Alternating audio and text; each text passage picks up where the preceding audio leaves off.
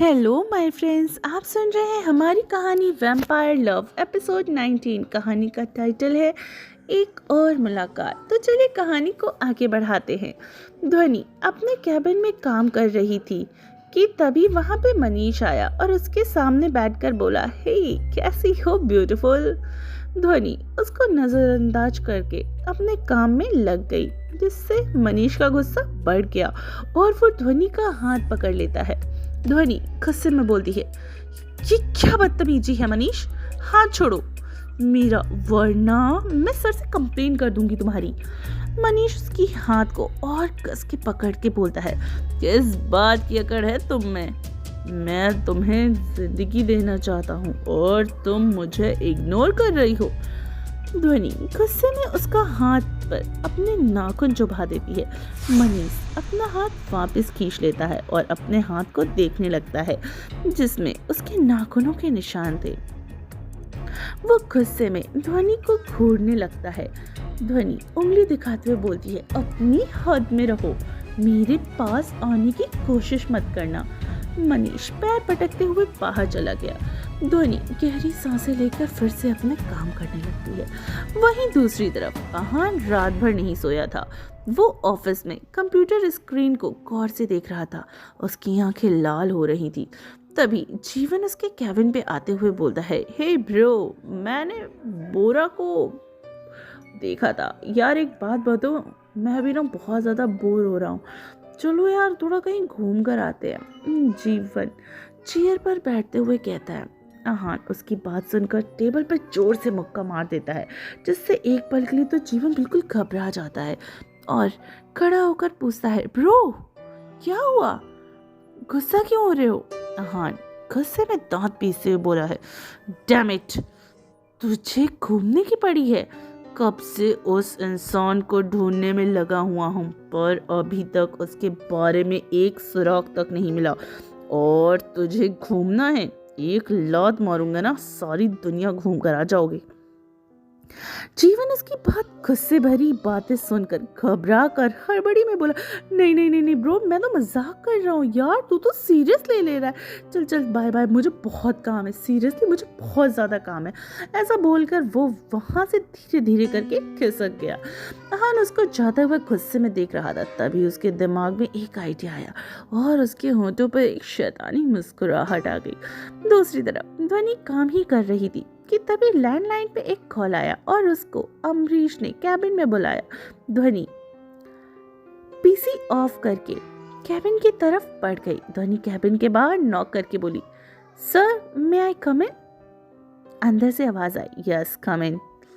ध्वनि अंदर गई और बोली, सर आपने बुलाया? अमरीश एक फाइल उठाकर ध्वनि के साइड रखकर बोलता है, ध्वनि ये हमारी कंपनी का न्यू प्रोजेक्ट होता है जो हमारे लिए बहुत ज़्यादा इम्पोर्टेंट होगा। तुम्हें इस फाइल को एएम इंडस्ट्रीज़ में लेकर जाना है और ये तुम्हें खुद लेकर जाना है, क्योंकि मैं किसी और पर भरोसा नहीं कर सकता। ध्वनि मुस्कुराकर बोलती है, ओके सर, मैं कर दूंगी। अमरीश फट से बोलता है, अभी जाना है। ध्वनि बोलती है, ओके सर। ध्वनि फाइल लेकर बाहर चली गई। दिव्या दूसरे फ्लोर पर थी। उसका डिपार्टमेंट अलग था। ध्वनि उसको बाद में कॉल करके बताने को सोचकर एएम इंडस्ट्रीज के लिए निकल जाती है। वहीं दूसरी तरफ एक कमरे में मोरा बैठा था। वहीं मीशा कांचे शीशा था जिसमें कुछ डाल रही थी। फिर इसको देखकर मोरा के पास गया और उसके मुंह की तरफ ले जाकर बोली, पियो इसे, पियो। मोरा का मुंह बन गया और वो अजीब सी शक्ल बनाकर बोला, इसे पीना जरूरी है क्या? मीशा सरकास्टिकली स्माइल करते हुए बोली, तुम आहान की तरह वैम्पायर किंग तो नहीं हो जो पूरी तरह इंसानी रूप में आओ, ना ही उसका कोई शक्ति तुम्हारे अंदर है जैसे जीवन और करण के पास है। मोरा मुंह बनाकर शीशी के अंदर का लिक्विड पी गया। जैसे ही वो लिक्विड उसके शरीर के अंदर गया, उसके शरीर में तेज दर्द होने लगा। वो जोर जोर से चीखते हुए पूरे कमरे का सारा सामान इधर से उधर फेंकने लगा। उसकी बॉडी में जानवरों की तरह बाल उभर आए। हाथ फैलाई और हवा उड़ने लगी। मोरा थोड़ी देर में शांत हुआ और बेड पर गिर गया। वहीं दूसरी तरफ ध्वनि एम इंडस्ट्रीज आ गई थी। वो रिसेप्शनिस्ट से पूछकर सीईओ के कैबिन की तरफ बढ़ गई। जीवन जो चना चबाते हुए कैबिन के बाहर ही आ रहा था, वो ध्वनि को देखकर वहीं रुक गया और अपने आप से बोला, यार ये ध्वनि जी वो भी ब्रो के ऑफिस में, यार चल क्या रहा है यहाँ। ध्वनि इस बात से बेखबर डोर को नॉक करके कैबिन के अंदर चली गई। ध्वनि कैबिन के अंदर आ गई। अंदर कोई नहीं था। ध्वनि को थोड़ा अजीब लगा और चारों ओर देखी। कैबिन एकदम नीट एंड क्लीन, वो भी बहुत ही परफेक्ट लग रहा था। ध्वनि अंदर की ओर 2 कदम बढ़ी ही थी कि तभी उसके कानों में एक आवाज सुनाई दी, जिसे सुनकर ध्वनि को डर के मारे हाथ पैर कांपने लगे। कैसी हो बेबी।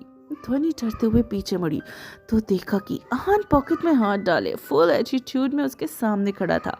उसके चेहरे पर एक डेविल स्माइल थी जिससे सबसे ज्यादा ध्वनि ही डरती थी। ध्वनि घबराते हुए कुछ कदम पीछे लेने लगी और अटक कर बोलती, तुम यहाँ क्या कर रहे हो। ध्वनि आहान ध्वनि की तरफ बढ़ते हुए बोला, क्या बेबी मेरे ऑफिस आकर मुझसे ही पूछ रही हो तुम क्या कर रही हो। ध्वनि पीछे जाते हुए टेबल से टकरा गई। जैसे ही वो दूसरी तरफ जाने को हुई, आहान एकदम से उसके सामने आकर दोनों तरफ टेबल पर हाथ रख देता है और उसके ऊपर झुकने लगा है। ध्वनि डर के मारे पीछे की तरफ झुकते हुए बोली, देखो आहान मुझसे दूर रहो वरना। ध्वनि बोलते बोलते रुक गई क्योंकि आहान उसके एक कदम पास आ गया और उसके होंठ ध्वनि के होंठों के बिल्कुल करीब थे। ध्वनि बेचारी टेबल पर ही लेट गई। आहान उसके कानों की तरफ होंठ ले जाकर सडेक्टिव वॉइस में पूछता है, वरना क्या बोलो। ध्वनि कुछ बोल ही नहीं पा रही थी। वो बस भीगी पलकों से आहान की तरफ देख रही थी और नीचे डरी हुई लेटी थी और बार बार अपनी पलकों को झपका रही थी जिससे वो बहुत क्यूट लग रही थी। दूसरी तरफ दिव्या अपना काम में व्यस्त थी। तभी उसको ध्वनि का ख्याल आया। वो फोन लेकर ध्वनि को कॉल करने लगी पर वो नहीं उठाती है। 1 ही 2 रिंग के बाद कॉल करने के बाद ही ध्वनि ने कॉल नहीं उठाया। उठाती तो उसे शक होने लगता, जिससे उसने च्युइंगम मुंह में डालकर चबाते हुए सोचने लगी। फिर एकदम फोन लेके ध्वनि के कलीग्स को कॉल कर दिया। कॉल रिसीव होते ही दिव्या बोलती है, हेलो राहुल, ध्वनि कहाँ है। राहुल बोलता है, उसको तो सर ने एम इंडस्ट्रीज में भेजा है। एम नाम सुनते ही च्युइंगम तो उसके गले में ही अटक गया और वो जोर जोर से खांसने लगी। फिर वो च्युइंगम थूक कर पानी पीने लगी। राहुल परेशान होकर पूछता है, क्या हुआ, तुम ठीक तो हो ना। दिव्या बिना कुछ बोले ही फोन को कॉल कट कर देती है और बैग लेकर कैबिन से बाहर चली जाती है।